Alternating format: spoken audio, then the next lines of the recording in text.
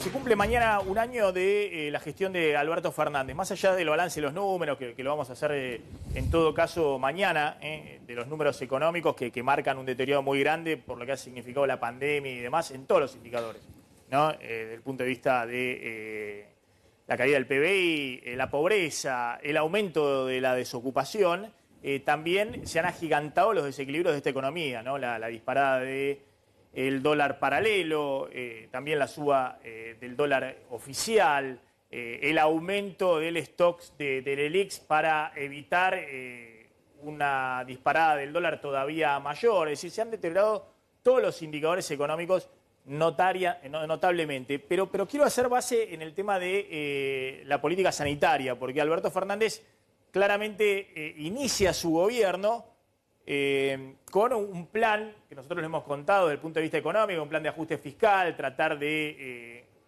conseguir ya este año una recuperación económica, y cambia drásticamente por lo que significó la pandemia y la cuarentena. Y él mismo dice, mi objetivo este año es fundamentalmente proteger la vida y la política sanitaria. Y lamentablemente no solamente el saldo de este año ha sido pésimo para la Argentina, como también ha sido en muchos países del mundo.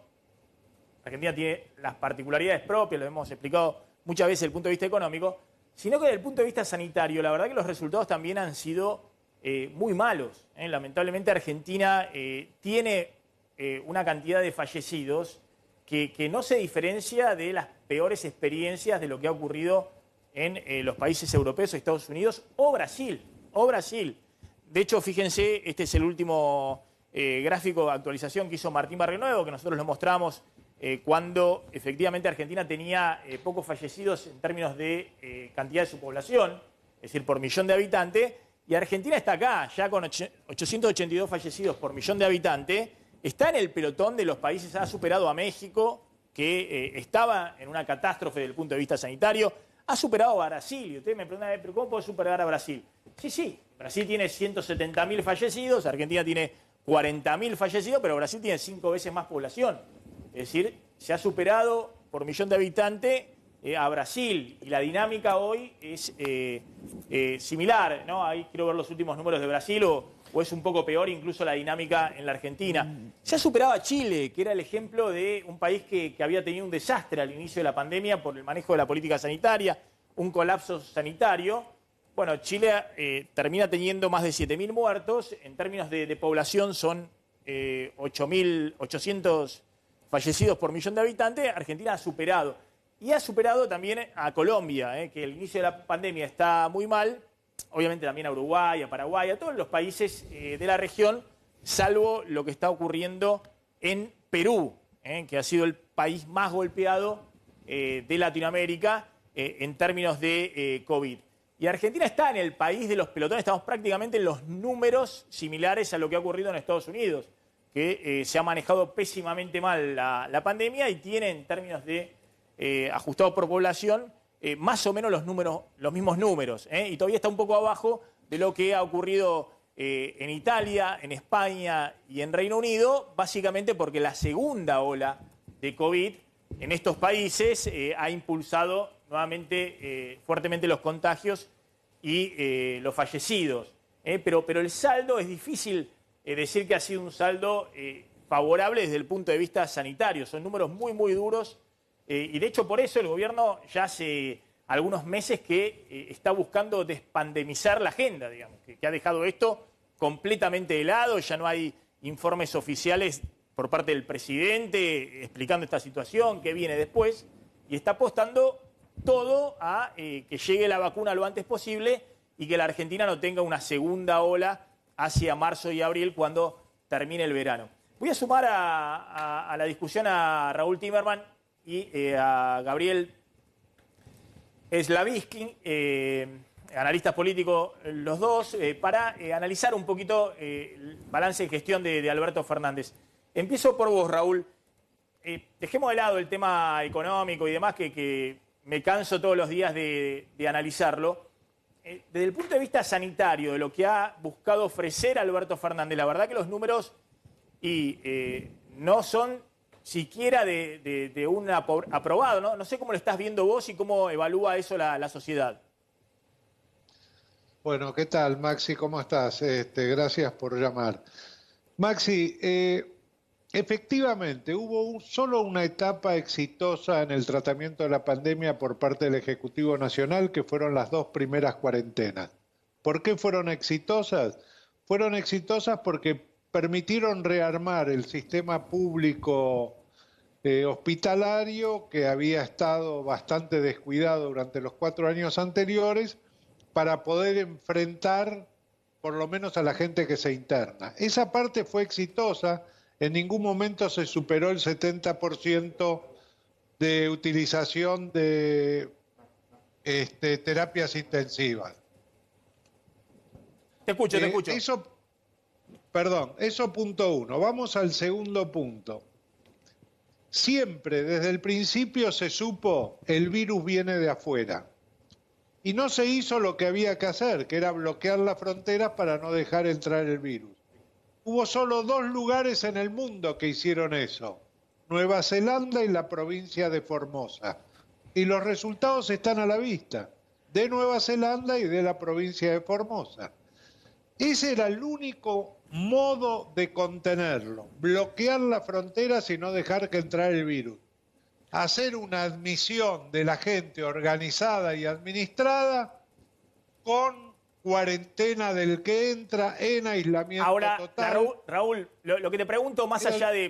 No te estoy pidiendo un análisis, digamos, por eso también se lo dejamos a los expertos que bueno, también han mostrado muchas fallas en estos temas de qué es lo mejor para enfrentar la política sanitaria y, bueno, y qué países han sido más exitosos. Lo que te hago... o lo que estoy pidiendo es una evaluación política, digamos, un año de gestión de Alberto Fernández.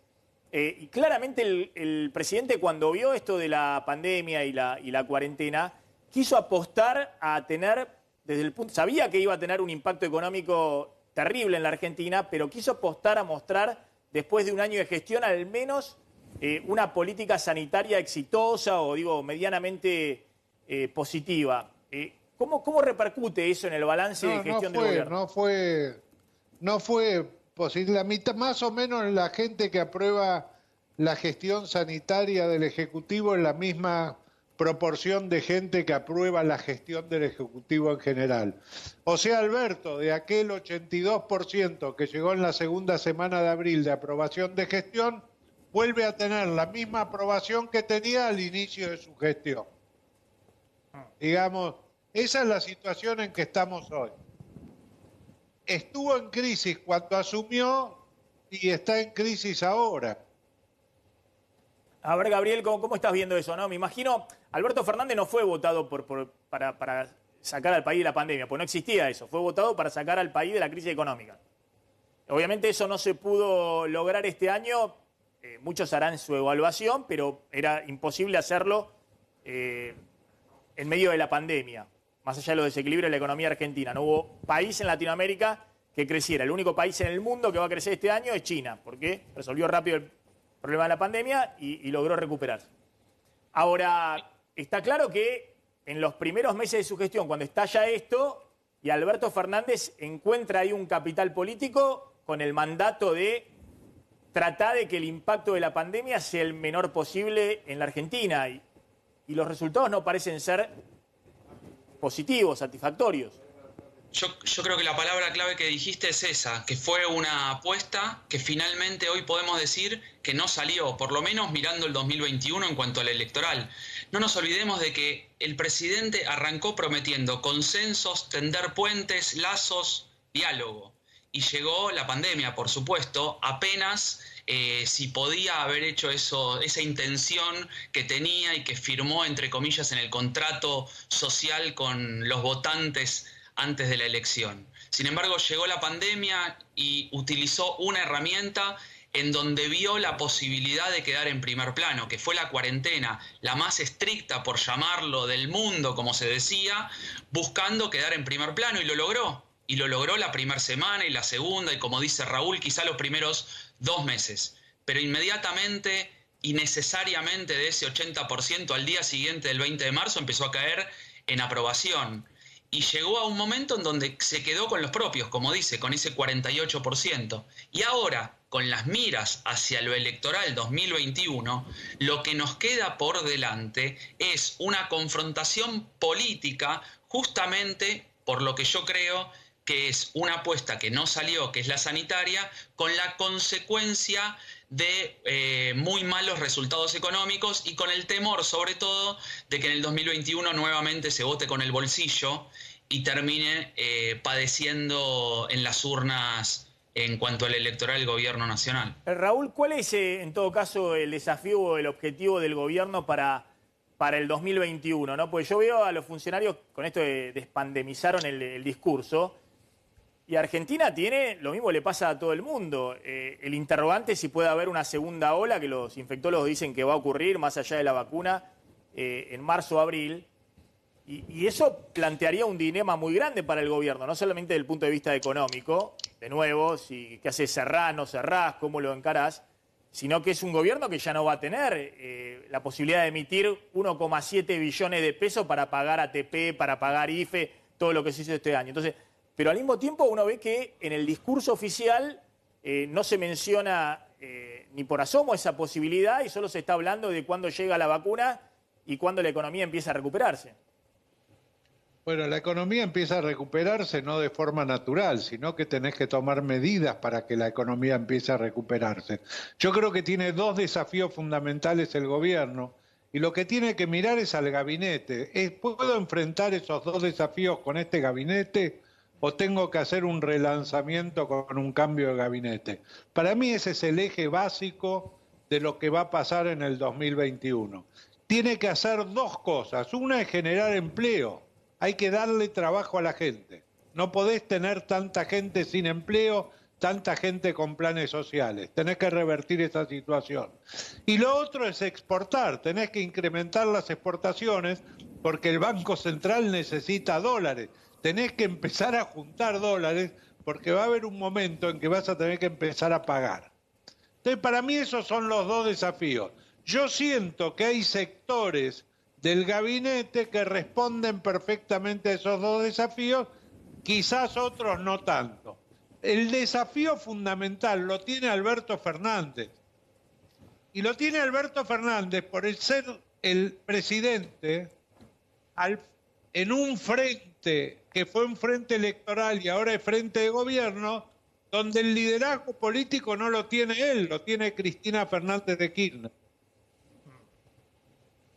Y yo creo que ese es el gran desafío que está enfrentando bien Alberto Fernández.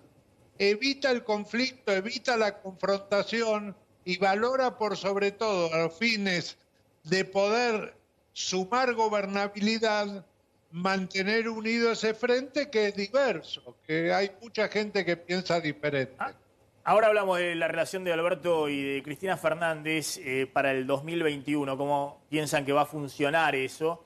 Pero, Gabriel, me interesa una reflexión tuya. ¿Cuál debiera ser el objetivo de Alberto Fernández para el año que viene? Porque nosotros estamos contando, ojo que está claro que el gobierno tiene hoy una única prioridad, que es no devaluar, que no haya una aceleración de la inflación por arriba de la aceleración que está ocurriendo con la reapertura de actividad. Ya inflación de 3-4% es elevada, pero si devaluás vas a tener inflación del doble mensual.